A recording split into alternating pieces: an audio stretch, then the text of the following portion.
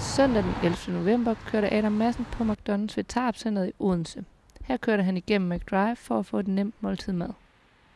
Jeg tror, jeg tog på McDonald's, fordi det var den nemmeste løsning. Det var søndag, og dovenskaben længe leve, så var der nok ikke rigtig nogen af os, der gad at lave mad. Men det blev et anderledes besøg. Hej, velkommen til McDonald's, Danmarks største arbejdsplads. Hvad kan jeg starte? Kan jeg bede om en gang hot wings? En gang hot wings? Ja, tak.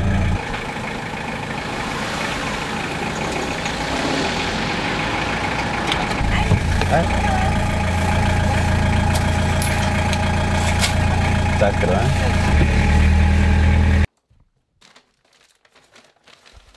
Da Adam Madsen pakker sin mad ud, får han sig en overraskelse. På den ene frityrestegte kyllingevinge sidder der en fjer. Han vælger derfor at ringe op til McDonald's, da han har mistet appetitten.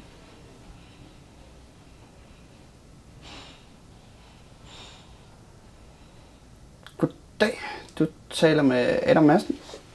Er det ansvarshavende?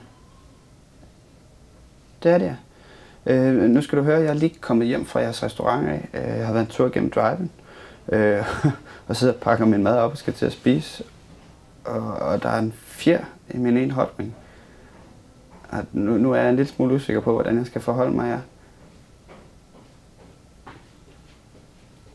Jeg skal komme ned med den, så du kan se det, siger du. Jamen det gør jeg så.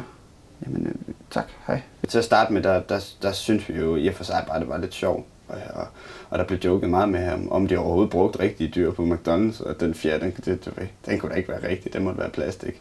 Generelt blev vi mødt med, at de for det første overhovedet ikke troede på os, og da vi endelig antrådte ned på McDonald's, så fik vi faktisk bare at vide, at vi kunne få noget ny mad. Men Adam Madsen vil ikke have nogle nye kyllingvinger. Han vil bare have sine penge.